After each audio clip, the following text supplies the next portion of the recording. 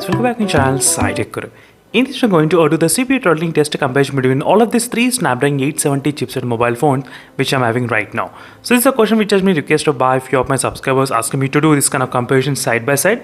So is the MI Linux device, and second phone is the iQOO 7 smartphone, and third is a Realme GT Neo 2 device. As you can see friends clearly, let's see which phone has got what type of CPU throttling conditions, and I'll try to use with a 50% brightness during the time of demonstration.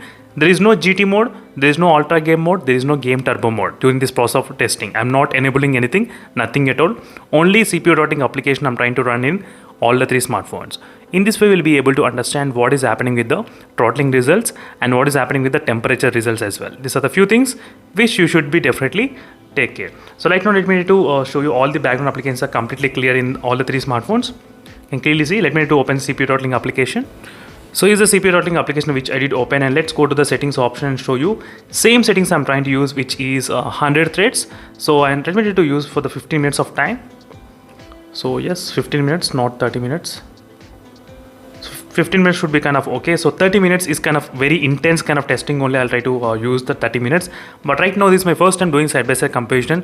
So I thought of using for the 15 minutes only. So same settings. So always try to check the same settings. So I'm getting plenty of comments saying that I did watch previous other YouTube reviews and their number is different and your number is different. I mean in terms of the overall score. So this is the reason, because they are using the less number of threads, but I'm trying to use 100 threads, maximum threads only. This will push the limit of this CPU and the GPU phone. That's the reason friends. Always you need to check these things before coming into the conclusion. And that's the reason I'm trying to show you before actually starting the test as well.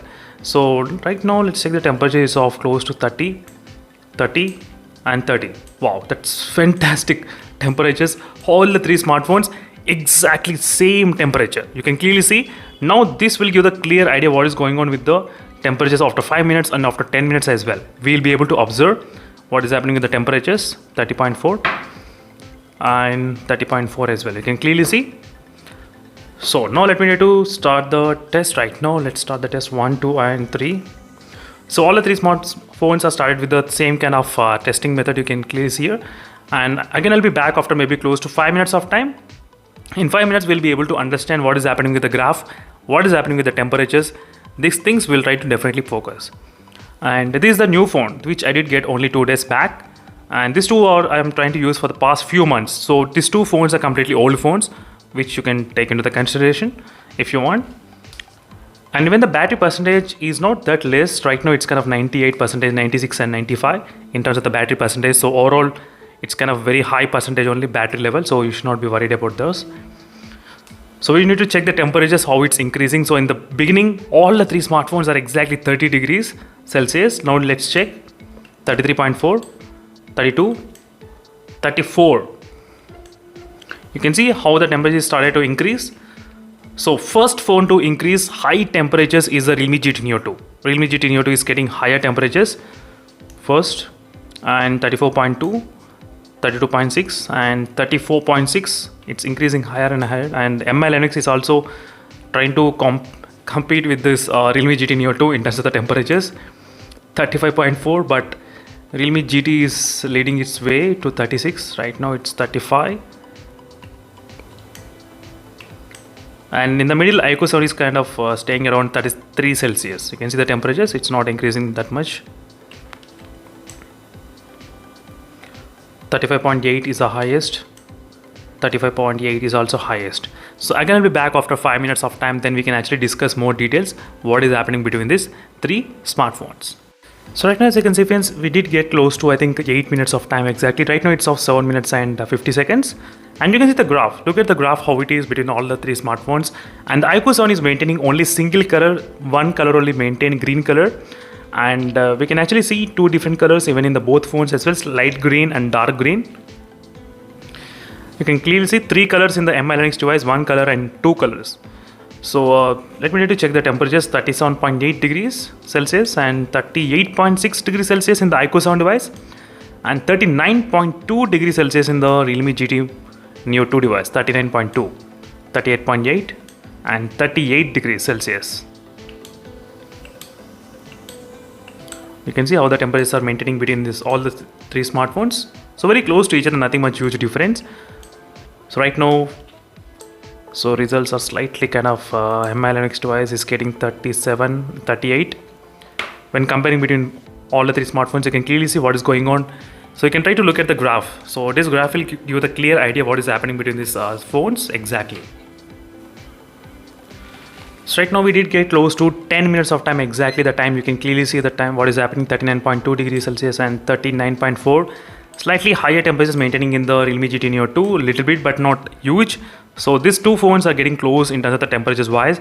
So whereas the MI Linux device slightly maintaining low temperatures and low performance results as well, you can see.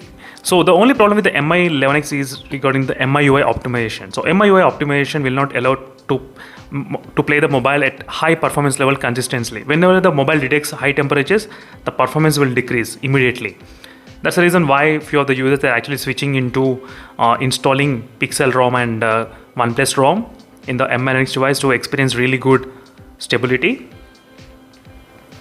But right now we can clearly see what's going on with the graph and everything. So let's see which one has got what type of results. So right now, as you can see friends, we're getting very close to the results, 38.2, and we're getting very close 15 minutes as well, 39.4 and 39.8 degrees, so slightly higher. The highest is in the Realme GT Neo 2 with the temperatures, and second highest goes to the iQOO 7 device, and third is the MI Linux device. In terms of the temperatures, it's kind of sequence it's maintaining regarding the temperatures. So there's not a huge difference, only little bit difference is there between these two phones, but 1 degree difference is there between MI Linux device and other phones. So now we'll be able to get to know how much the CPU is total between these two phones.